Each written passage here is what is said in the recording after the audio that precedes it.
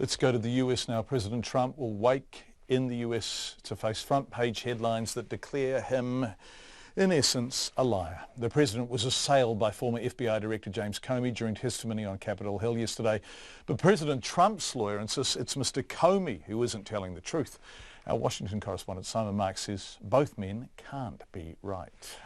James Comey's testimony on Capitol Hill was as devastating as the country had been led to expect. President Trump, he said, had a string of inappropriate conversations with him that threatened to pierce the political independence of the FBI director and the Bureau itself.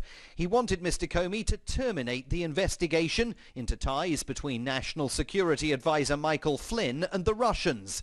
He asked Mr. Comey to help lift the cloud that was hanging over the White House, and he wanted a loyalty pledge, and when he didn't get it, he fired Mr. Comey and then lied about why he'd done it. By saying that the organization was in disarray, that it was poorly led, that the workforce had lost confidence in its leader.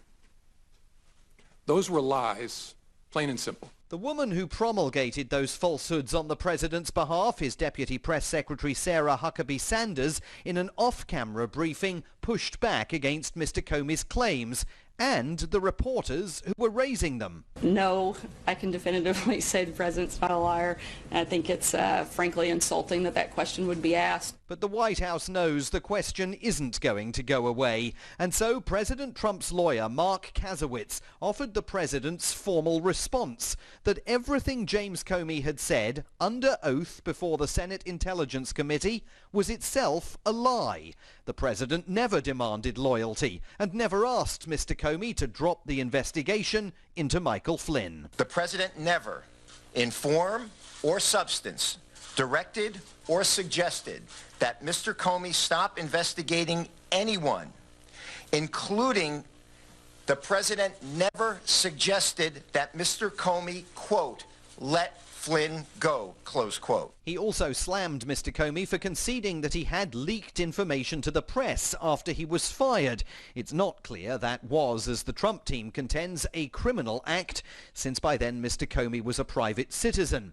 This then is now a straightforward battle between the president's version of events and Mr. Comey's, and one of them cannot be telling the truth.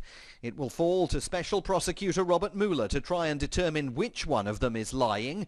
His investigation and all the other probes underway on Capitol Hill are likely to continue for months, meaning that one thing is certain. If by firing his FBI director, Donald Trump hoped to untangle himself from the Russia investigation, his presidency has, in fact, only become further mired in it.